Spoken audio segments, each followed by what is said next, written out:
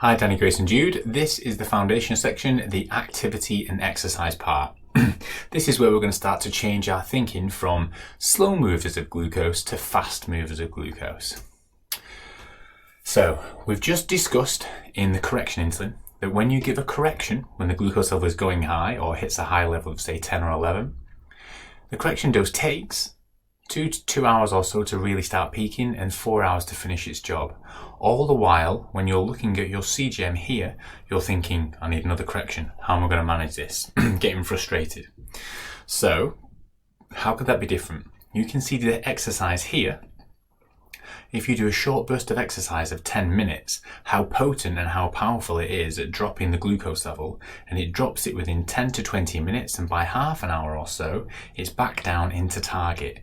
This is a huge difference, and also you don't stack exercise either. Here, you could throw another correction in, stacking, and then you come flying down the other side. Here, you can see the effect after half an hour and decide whether you need some more or not very, very clearly. So this is what I want to really start thinking about. Between meals, if the glucose level goes high, how about doing a short burst of exercise instead of doing a correction dose, which is going to take a very long time. So correction dose is a slow mover of glucose between meals. Exercise is a very fast mover of glucose down between meals. And thinking about my Christmas Day 2019, we discussed in 2018, I was doing correction doses here and I went really high. The big difference here is I was starting to go high, threw in 10 minutes of jogging on the spot, sorted it out. Cheese and biscuits and the rest of the really tasty food kicked in. It did require 3 lots of high knees over the next hour and a half, 30 minutes worth, but you can see the glucose level stayed well in target and there was no problem later on.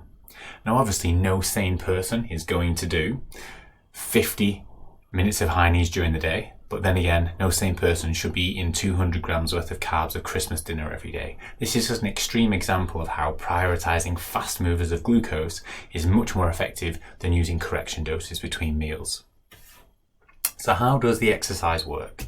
Well, the main reason, one of the reasons that most people get told, and it is correct, is insulin opens the front door to the cell to allow glucose to move in.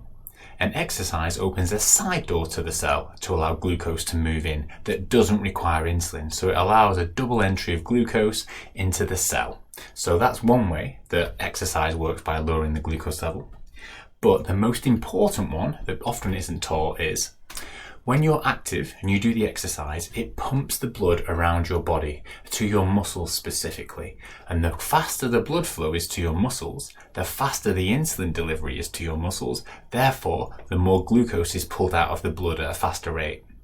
Whereas if you're sat on your backside, the glucose, the insulin speed of delivery to the muscles is very, very slow. Therefore, the glucose uptake into the muscles is very slow, and that's why the glucose level can go high. So making sure you've got that's the reason why using exercise will drop the glucose level quickly.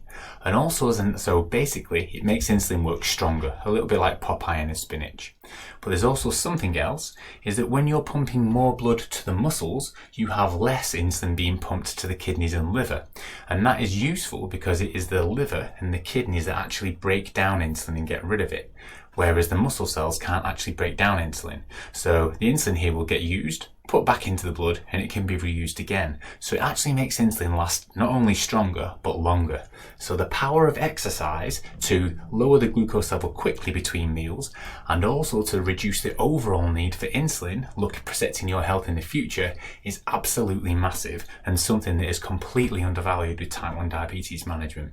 So that's why the importance of this blog and dynamic glucose management is starting to think about prioritizing exercise in between meals to lower glucose rather than using correction doses. Obviously, exercise, doing jogging on the spot is the best way to drop the glucose level between meals, but sometimes it might just be that you want to go for a walk. So this is why a 10 to 15 minute walk after eating can be really useful, because it allows the insulin to work faster and therefore stops highs going up in the first place. And we'll talk more about moderate activity when we get to the meal insulin dosing guide, but essentially you can use 10 to 15 minutes of just moderate activity such as walking or playing out, like I do with you, Grace and Jude, to make sure that my insulin is working effectively after the meals. So in summary, A short burst of exercise is a fast mover of glucose.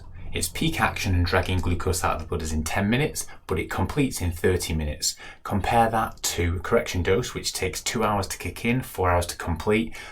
Insulin corrections are slow, exercise is fast, and you also don't get a stacking effect with exercise.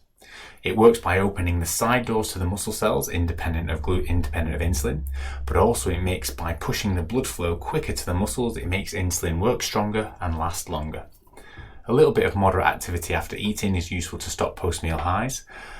Obviously, planned exercise like half an hour, 2 hours worth of exercise is a completely different ball game and one of the most challenging things with diabetes. That's why I've created an extra exercise and type 1 diabetes guide on this blog. You'll have to check out that, but this is really focusing and changing the game from using corrections between meals to using exercise to make sure glucose levels get into target faster and we prevent stacking of insulin and going low later on.